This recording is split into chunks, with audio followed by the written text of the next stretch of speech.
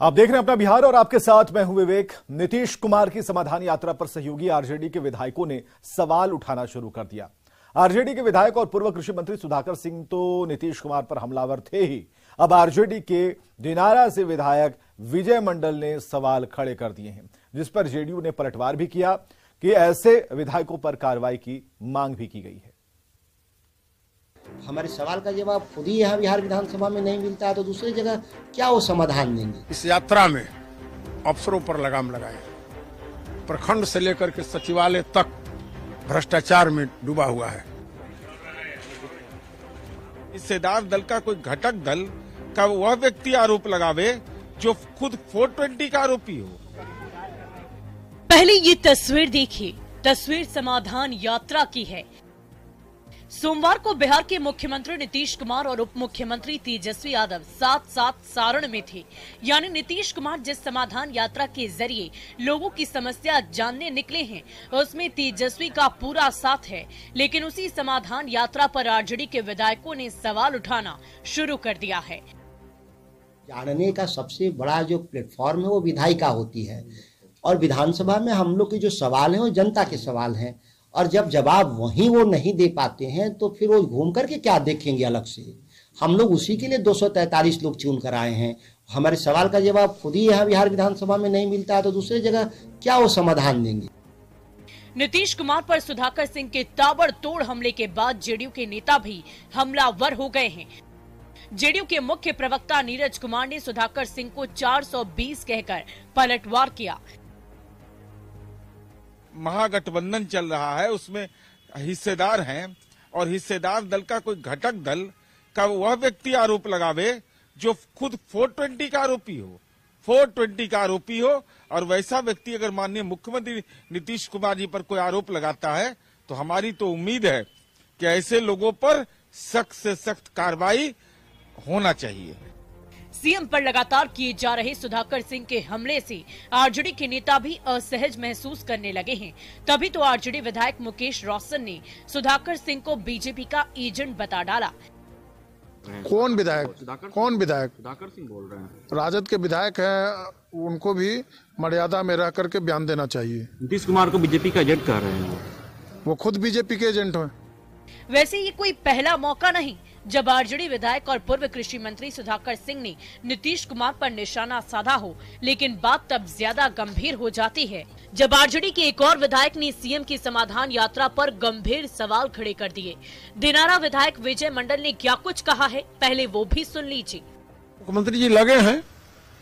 मुख्यमंत्री जी से आपके माध्यम से हम कहेंगे कि इस यात्रा में अफसरों पर लगाम लगाएं, प्रखंड से लेकर के सचिवालय तक भ्रष्टाचार में डूबा हुआ है, और कहीं किसान का धान नहीं खरीदा जा रहा है, यूरिया नहीं मिल रहा है, और आप समाधान यात्रा पर निकले हैं। किस समाधान के लिए? इन सब चीजों पर आपको ध्यान देना होगा। सवाल है कि जब तेजस्वी नीतीश के साथ हैं तो फिर भी क्यों आरजेडी विधायक दो हाथ करने को बेकरार हैं। न्यूज़ 18 के लिए पटना से शैलेंद्र के साथ ब्यूरो रिपोर्ट।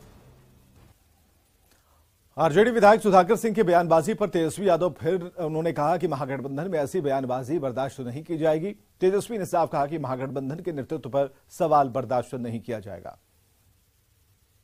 इस तरह का बयानबाजी अगर करते हैं तो वो बीजेपी की नीतियों को समर्थन देते हैं, और ये कभी भी बर्दाश्त हम लोग नहीं करेंगे कि महागठबंधन के नेतृत्व के बारे में अगर कोई सवाल उठाता है तो। और हम लोगों का जो खुला अधिवेशन भी हुआ था, वह साफ तौर पे महागठबंधन पर या महागठबंधन के निर्णय को लेकर के कोई भी अगर बात होगी तो उसमें राष्ट्रीय अध्यक्ष और मेरे को अतिरिक्त किया गया है कि इस पे बयान अगर कोई देगा तो हम लोग, अगर कोई ऐसा काम करता है तो साफ तौर पे वो बीजेपी को समर्थन देगा, तो ये बर्दाश्त हम लोग नहीं करेंगे।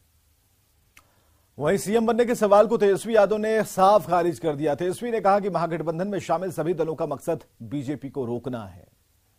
तेजस्वी जी बिहार के मुख्यमंत्री होंगे क्या? नहीं भाई ना, नीतीश अभी ऐसा कौन आप लोगों को सुझाव देता रहता है क्या है?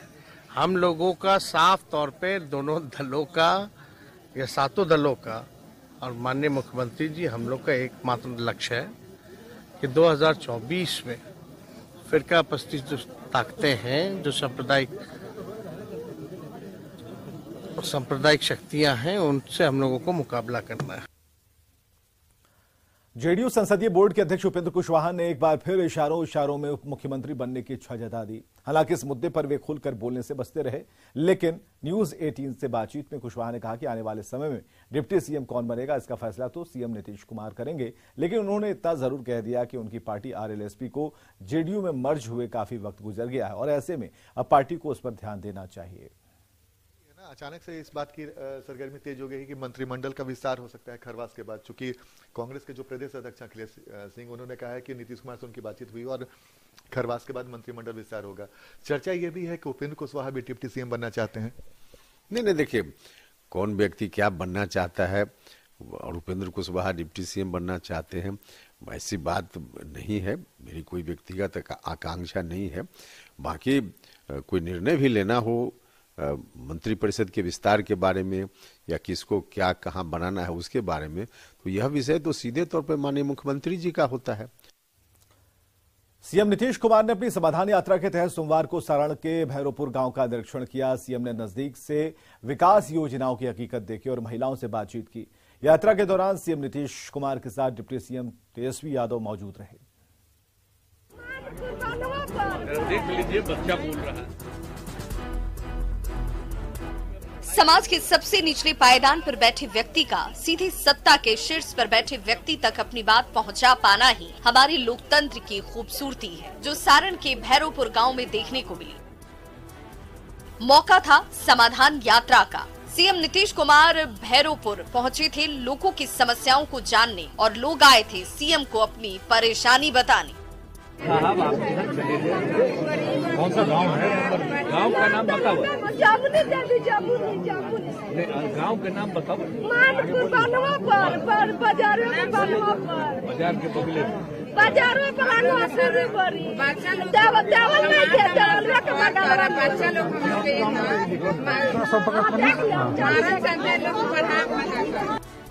भैरोपुर की महिलाओं ने वृद्धा पेंशन और आवास योजना का लाभ नहीं मिलने की शिकायत सीएम से की। सीएम ने अधिकारियों को तुरंत उन महिलाओं की समस्याओं के समाधान के निर्देश दिए।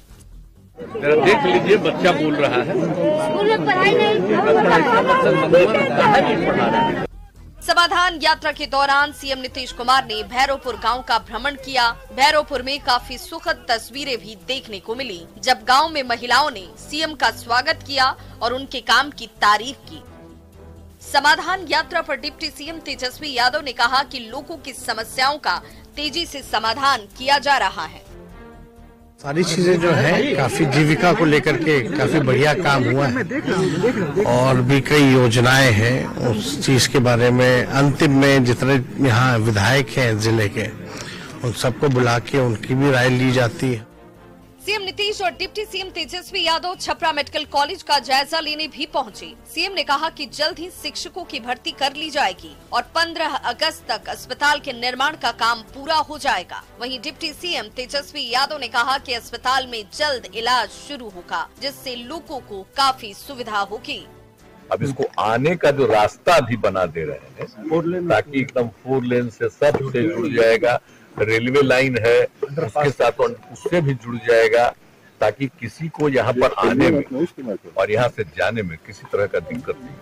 नीतीश कुमार अब तक कई यात्राएं कर चुके हैं, लेकिन इस समाधान यात्रा का मकसद है सीधे लोगों से जुड़ना और उनकी परेशानियों को जानना।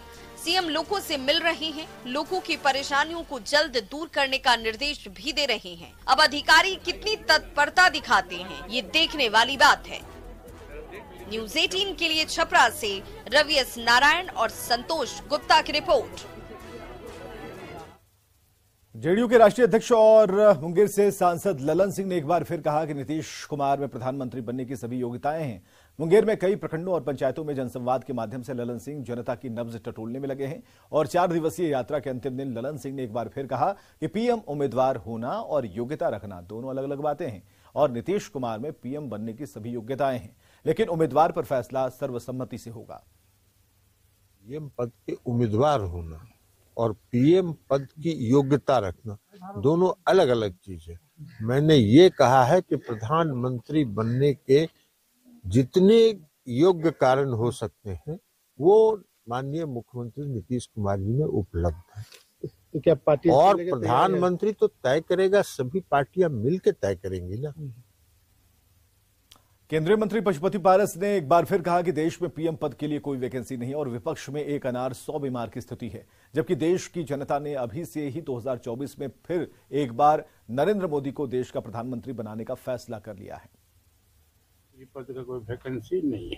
अच्छा, तो ये नीतीश जी भी यात्रा कर रहे हैं, राहुल गांधी भी अब बिहार में यात्रा करने आ रहे हैं, तो कितना फर्क पड़ेगा? 24 को लेकर असर होगा? आप लोगों को दिक्कत होगी? कोई दिक्कत नहीं होगा, कोई फर्क नहीं पड़ेगा। राहुल गांधी राहुल गांधी को नहीं है, राहुल गांधी है, नीतीश जी है, ममता बनर्जी है, शरद पवार है, अखिलेश यादव है, साउथ में बहुत से लोग उम्मीदवार हैं, प्रधानमंत्री दावेदार है।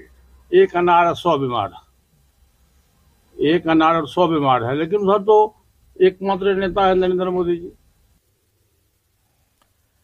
दिल्ली से पटना आ रहे इंडिगो की फ्लाइट में हंगामा करने वाले 2 लोगों को गिरफ्तार किया गया। आरोपियों के खिलाफ शराबबंदी कानून के तहत एफआईआर दर्ज की गई है। एफआईआर में मारपीट का जिक्र नहीं है। पुलिस इन्हें गिरफ्तार के बाद कोरोना की जांच के लिए ले गई। और आपको बताएं, इंडिगो की फ्लाइट में नशे में धुत 3 यात्रियों ने एयर होस्टेस के साथ हाथापाई की। बीच बचाव करने आए फ्लाइट के कैप्टन से भी शराबी युवक उलझ गए और उनके साथ बदतमीजी की और मारपीट की। पुलिस ने 2 आरोपियों को गिरफ्तार कर लिया, जबकि तीसरा युवक एयरपोर्ट से फरार हो गया। आरोपी में से एक का नाम रोहित कुमार, दूसरे का नाम नितिन कुमार और तीसरे का नाम पिंटू कुमार है। तीनों हाजीपुर के रहने वाले हैं। इन तीनों ने शराब पी रखी थी और पूरी तरह से नशे में धुत थे। बताया जा रहा है कि दिल्ली से फ्लाइट की उड़ान भरने के बाद से ही इन्होंने हंगामा करना शुरू कर दिया था।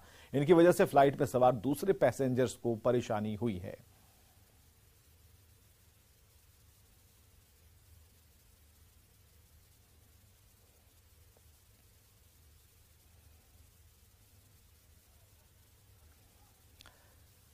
एडीजी हेडक्वार्टर ने बताया कि इंडिगो प्रबंधन के आवेदन पर एफआईआर दर्ज की गई है। उन्होंने बताया कि हाजीपुर के रहने वाले दोनों युवक पेशे से कारोबारी हैं और दिल्ली से उड़ान भरने के बाद ही उनके नशे में धुत होने की बात सामने आई थी।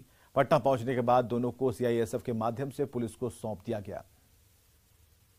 इंडिगो दिल्ली से पटना आने वाली जो फ्लाइट थी, उसमें फ्लाइट मैनेजर के द्वारा सूचना दी गई और उस सूचना पर जैसे ही वो फ्लाइट यहाँ पर लैंड की है, थाना से पदाधिकारी वहाँ पर गए और मैनेजर ने ही उनको फ्लाइट के दौरान ही अलग रखा हुआ था, उनको हैंडओवर कर दिया और थाना लाया गया। उनको ब्रेथ एनालाइजर से जब चेक किया गया तो ये पाया गया कि वो शराब के नशे में थे।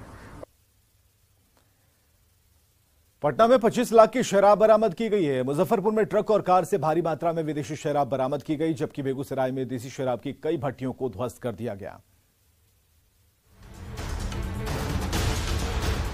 शराबबंदी के बावजूद बिहार में शराब का धंधा मंदा नहीं पड़ रहा।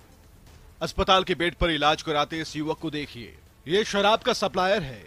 हाजीपुर में शराब की तस्करी के खेल का उस वक्त खुलासा हो गया जब स्कूटी से शराब ले जा रहा ये युवक पेड़ से टकरा गया। इसको अस्पताल ले जाया जाने लगा तो पता चला कि ये 20 लीटर देसी शराब लेकर सप्लाई करने जा रहा था। ये तो हुई शराब के एक सप्लायर की बात। अब जरा शराब के इन जखीरों को देखिए। पटना में 25 लाख की शराब बरामद की गई है। मद्य निषेध विभाग ने फतुहा इलाके में एक ट्रक को पकड़ा जिस पर 200 कार्टन से ज्यादा शराब रखी हुई थी। शराब की एक खेप तो पकड़ी गई, लेकिन तस्कर फरार हो गए। तस्वीर देखिए, ये राजस्थान के ट्रक से शराब बिहार मंगाई गई थी, लेकिन मद्य निषेध विभाग पटना की टीम ने यहाँ पर कार्रवाई की है। फतुहा इलाके में इसको छोड़ा गया था ट्रक को और उसी दौरान मद्य निषेध विभाग को सूचना मिली और इसके बाद मद्य निषेध विभाग की टीम जो है वो पहुंची मौके पर। उसके बाद यहाँ पर शराब की ये पेटियां देखिए, इसको रिकवर किया गया है। पटना जैसी ही तस्वीर मुजफ्फरपुर में देखने को मिली, जहां ट्रक और कार से भारी मात्रा में विदेशी शराब बरामद की गई। गायघाट थाना क्षेत्र में एक ट्रक से 185 कार्टन शराब और कार से 174 बोतल शराब पकड़ी गई। बेगूसराय में उत्पाद विभाग के लोग खेतों की खाक छानते दिखे। उत्पाद विभाग की टीम ने बछवाड़ा थाना क्षेत्र के अरबा, कदराबाद, रुदौली और बेगम सराय समेत कई इलाकों में सघन छापेमारी की और देसी शराब को नष्ट किया। अलग अलग इलाकों से भारी मात्रा में शराब का मिलना बताता है कि शराबबंदी के बावजूद बिहार में शराब का अवैध खेल धड़ल्ले से जारी है। न्यूज 18 के लिए पटना से संजय कुमार, हाजीपुर से प्रफुल्ल, मुजफ्फरपुर से प्रियांक सौरभ और बेगूसराय से संतोष के साथ ब्यूरो रिपोर्ट। बेगूसराय में शराब के नशे में धुत एक होमगार्ड जवान का वीडियो वायरल हो रहा है। ये जवान सड़क पर पैदल चल रहा है, कदम इसके ढगमगा रहे हैं। नगर थाने के कचहरी चौक से ट्रैफिक चौक के बीच का ये वीडियो बताया जा रहा है। इस वीडियो पर पुलिस ने संज्ञान लिया है और जांच के बाद कार्रवाई का भरोसा दिया है। कथित रूप से ये कहा जा रहा है ये कोई होमगार्ड जवान है। संज्ञान में आते ही संबंधित थाने को हम लोगों ने बताया है। अभी इस पे जांच पड़ताल जारी है। जांच के बाद पूर्ण रूप से खुलासा हो पाएगा कि वो संबंधित पदाधिकारी या जो होमगार्ड का जवान है वो कौन है। अभी जांच के बाद ये बता पाना ज्यादा अच्छा। पंजाब के संगरूर में हुए हादसे ने बिहार को बड़ा दर्द दिया है। दम घुटने से बिहार के जिन 5 मजदूरों की मौत हुई है उनमें 3 सहरसा और 2 बेगूसराय के रहने वाले थे। सुनाम के दिरबा रोड में रविवार की रात इन लोगों ने सेलर में ठंड से बचने के लिए अंगीठी जलाई थी, लेकिन दम घुटने से 5 लोगों की मौत हो गई, जबकि एक का इलाज अस्पताल में चल रहा है और उनकी हालत खतरे से बाहर बताई जा रही है। ਮੈਨੂੰ ਤਾਂ ਸਵੇਰੇ 7 ਵਜੇ ਫੋਨ ਆਇਆ ਸੀ ਜਰਮਨ ਦਾ ਵੀ ਮੈਂ ਲੇਬਰ ਉਠਾ ਰਿਹਾ ਵੀ ਲੇਬਰ ਉੱਠੀ ਨਹੀਂ ਹੈਗੀ, ਤਾਂ ਜੋ ਮੈਂ ਇਹਨੂੰ ਕਿਹਾ ਵੀ ਤੂੰ ਦੁਬਾਰੇ ਉਠਾ ਕੇ ਦੇਖ, ਤਾਂ ਜਦੋਂ ਉਠਾਇਆ ਤਾਂ ਉੱਥੇ ਕੋਈ ਕਿਸੇ ਨੇ ਕੁੰਡਾ ਖੁੱਲਿਆ ਠੀਕ ਹੈ। ਮੈਂ ਕਿਹਾ ਵੀ ਤੂੰ ਗੇਟ ਤੋੜ ਦੇ, ਦੇਖ ਕੀ ਗੱਲ ਹੈ। ਜੋ ਦੇਖਿਆ ਸਭ ਨੇ ਉਲਟੀ ਕਰੀ ਹੋਈ, ਉਲਟੀ ਲੱਗੀ ਹੋਈ।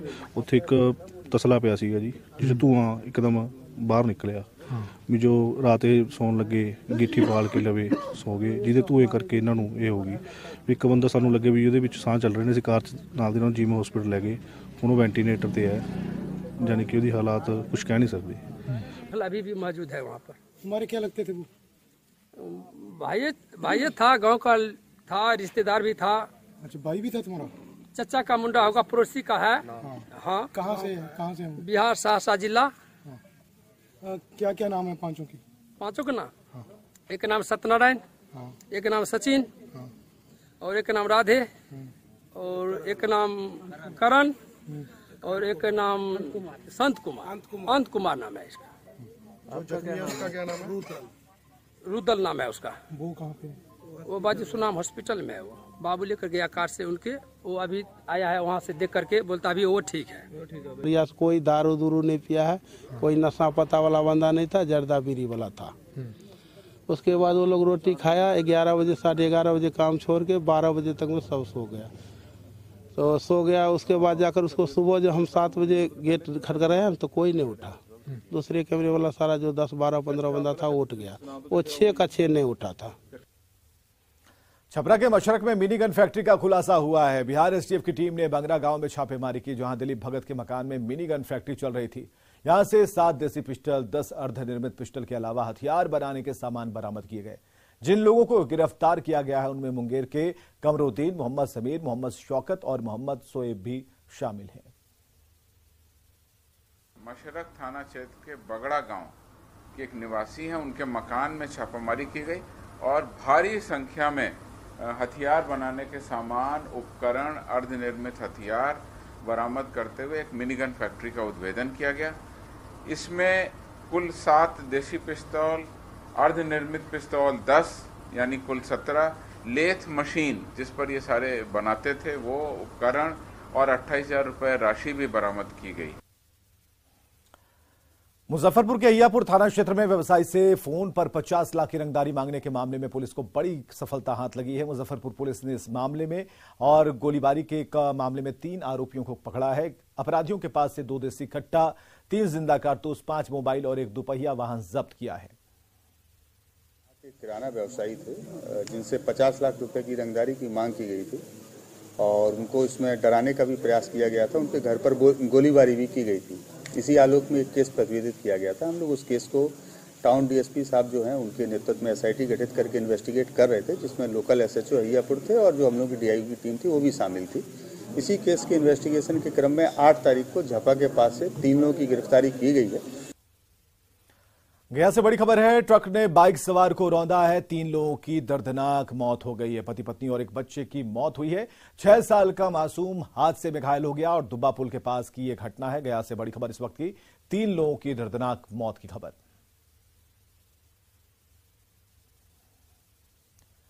बिहार में खाद के लिए मारामारी जारी है। सासाराम विस्कोमान कैंपस में खाद के लिए लाइन लगे लोगों में मारपीट हो गई, जिसमें कई लोगों को चोट आई है। दरअसल बिहार में किसानों को खाद नहीं मिल रही और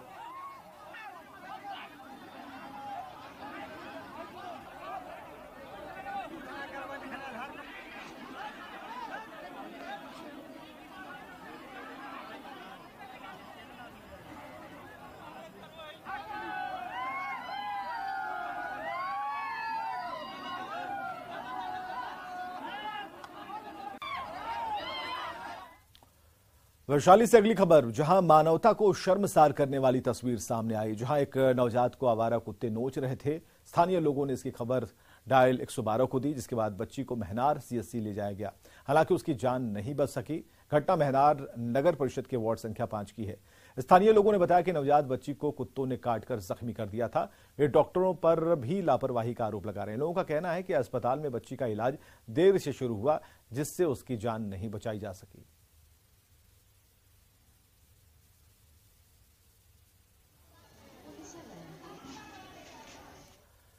सासाराम अनुमंडल के करगहर थाना क्षेत्र में एक दुर्लभ काले हिरण की जान चली गई। ये हिरण कैमूर पहाड़ी से भटककर करगहर थाना इलाके में पहुंच गया था, जहां कुत्तों के झुंड ने इस पर हमला कर दिया। हमले में घायल हिरण सड़क किनारे बेसुध पड़ा था, जिसे स्थानीय लोगों ने देखा और पशु चिकित्सालय में पहुंचाया, लेकिन इलाज के दौरान उसकी मौत हो गई। स्थानीय लोगों का आरोप है कि वन विभाग के अधिकारियों को सूचना देने के बाद भी किसी ने काले हिरण की सुध नहीं ली। बाद में हिरण के शव को वन विभाग के कर्मियों को बुलाकर सौंप दिया गया। करगहर क्षेत्र में दुर्लभ काला हिरण कभी चारा तो कभी पानी की तलाश में भटक कर मैदानी इलाके में चला आता है।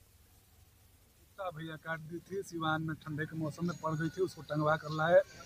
फॉरेस्ट ऑफिस को खबर दिए, थाना प्रभारी को बोले, तो थाना फॉरेस्ट ऑफिस में तो दोबारा फोन नहीं कर रहे हैं। शायद कोई घटना हुआ, उसके चलते नहीं फोन उठा रहे हैं कि क्या रोहतास वाला। खबर है समस्तीपुर से। सोशल मीडिया पर एक वीडियो तेजी से वायरल हो रहा है, जिसमें 2 राइफल लिए एक व्यक्ति नजर आ रहा है। वीडियो किसी खेत के बीचों बीच का है, जिसमें एक व्यक्ति जमीन पर रखे 2 राइफल की जांच पड़ताल कर रहा है और सामने वाला युवक उससे उसके बारे में पूछ रहा है, जिससे साफ हो रहा है कि जिस जगह यह वीडियो बना है वहां पर हथियार की खरीद फरोख्त हो रही होगी।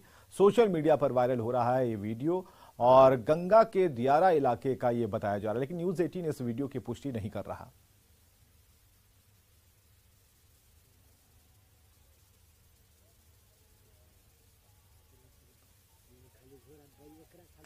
और खबरें लगातार जारी हैं, बने रहिए हमारे साथ।